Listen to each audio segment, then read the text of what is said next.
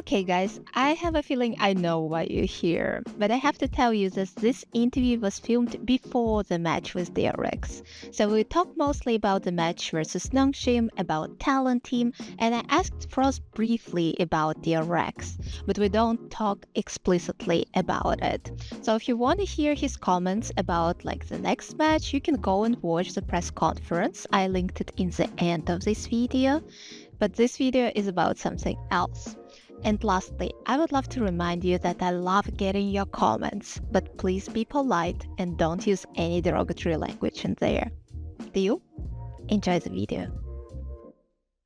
Hello guys, I'm Solera and I'm joined today by FrosT, who just won in the match against Nongshim. It was an elimination match in the lower bracket, so a lot of stress was on the guys, but they showed really nice character today and they won over. So let's talk about this. The first map, the attacking side was very confident and the guys showed very good play, but then on the defense, something switched. I didn't see as good aim, I didn't see as much confidence. So I would love to ask you, what was the main challenge on the defense side? This will be aired after tomorrow, right? I imagine? Yeah. Okay, so what happened really was Primi took lines on ace short on Haven, but he got one tapped. And then he lost confidence in that spot.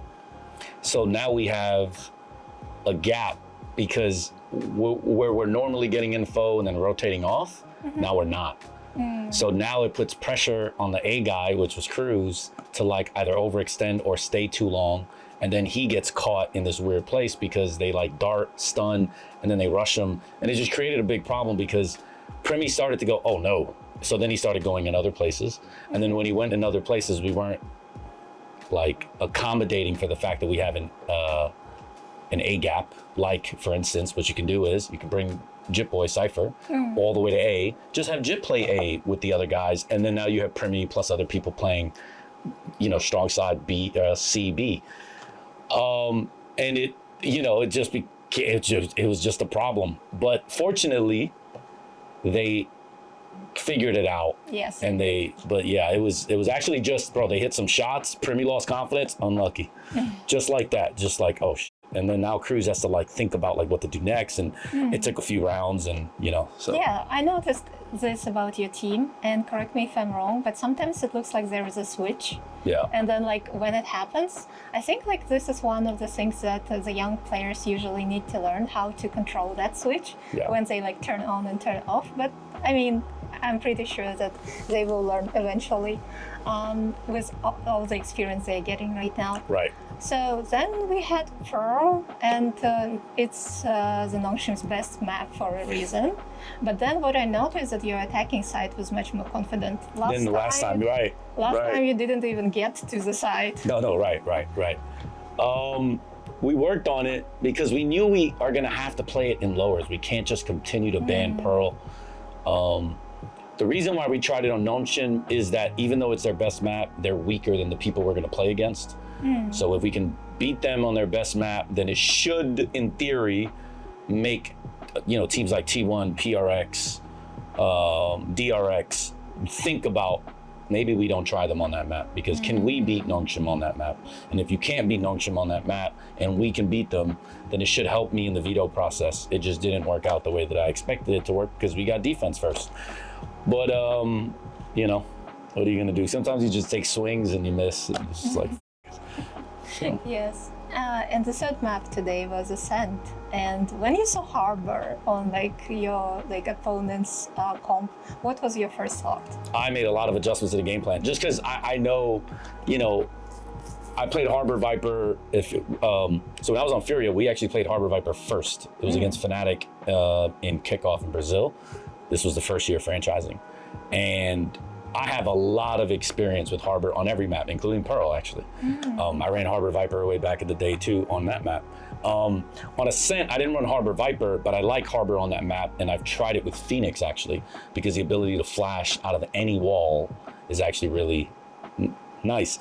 So I kind of knew what would happen, it's unfortunate because some of the things I warned us about, we still die to over and over and over, which is obviously a talking point that I have to have with the guys, because if I'm making these adjustments for you, there's no reason why we should be still getting punished by this.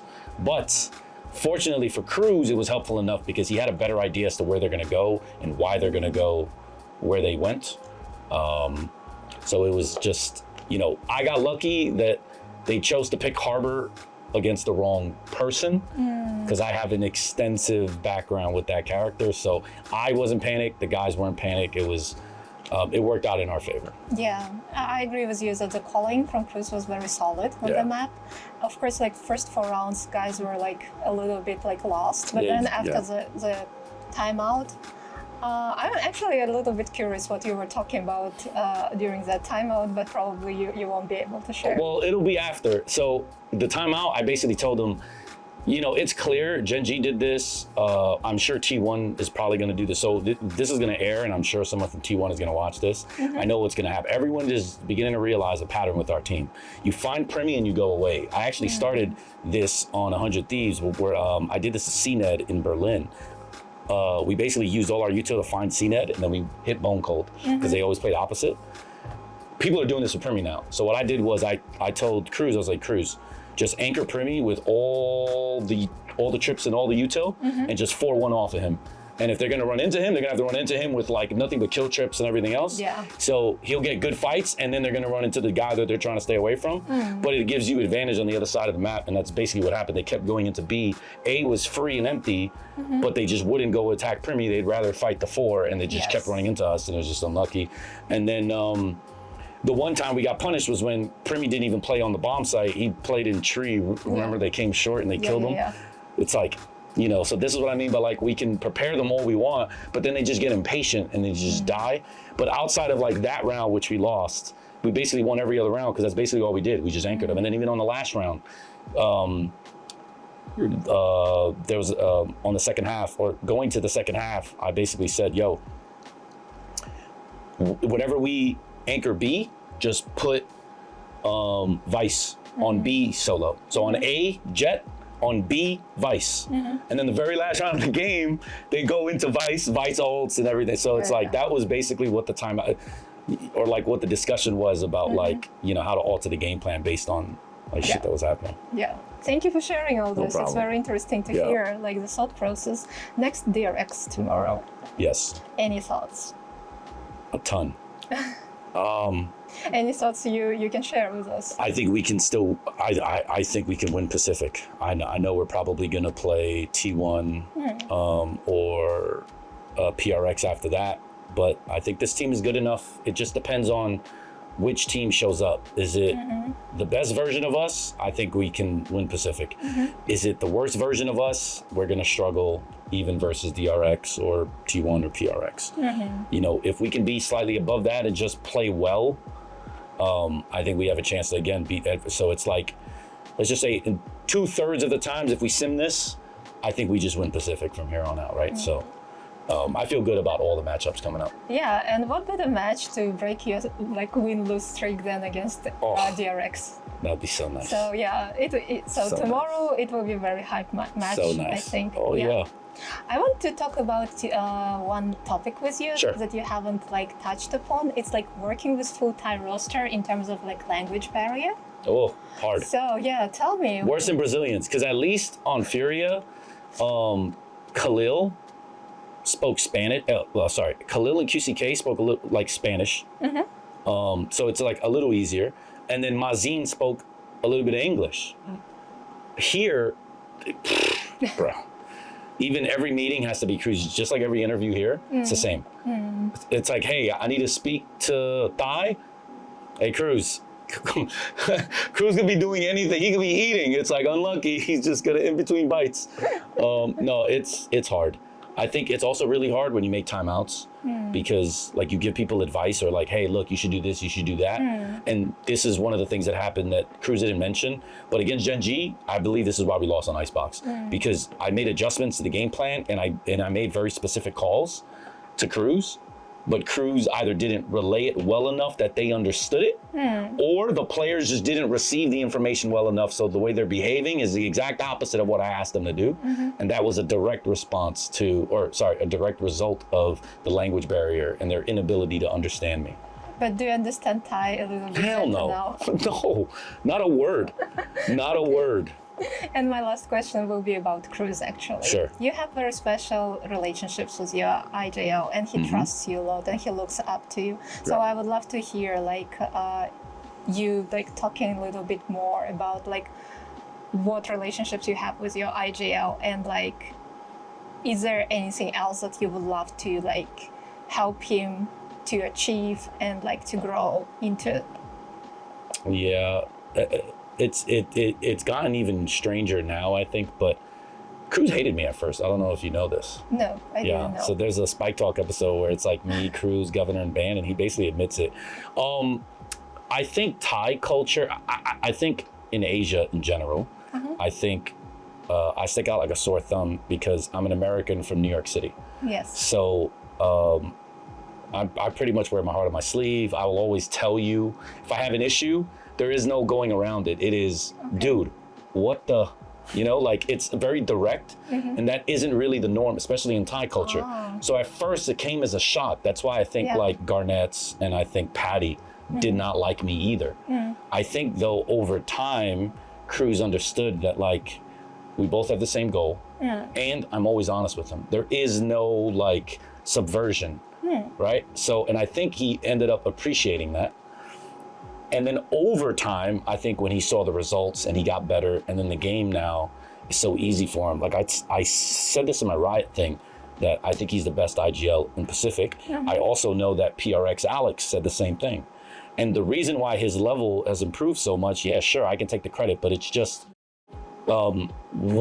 he was willing to receive the information that you know I have from CS because of your time with Navi with Blade, right? Like that's, I learned CS from Blade and Markelov. You can't have two more experienced, better people. Yeah. So from tactical FPSs, all I've done is share that same knowledge with Cruz.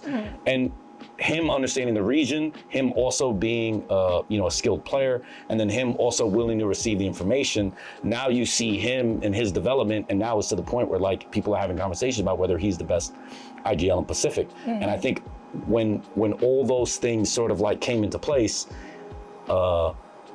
whatever like misconception he had of me or my attitude or how I am the way that I am, I think it immediately like diffused him, and he just listened to what I said and never gets caught up with like how I say it. And I think it's allowed us to have a very good friendship also. Yes. Because I've never been the type, like if I make a mistake, it's okay for you to tell me I make a mistake, and I'm always the first one to apologize. Like I'm not insecure like that. And I think he appreciates that because we had a really big fight after Genji, after Icebox.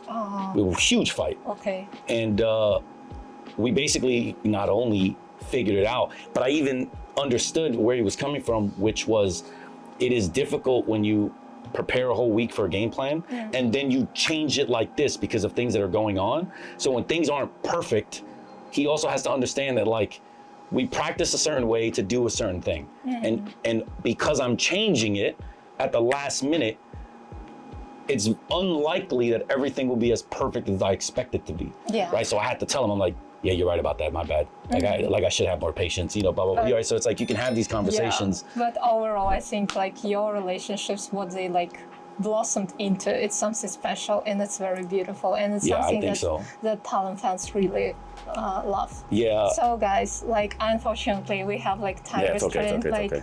But it was so nice having you, and good luck tomorrow, and thank you for doing this interview with us today. Anytime. So thank you. Yeah.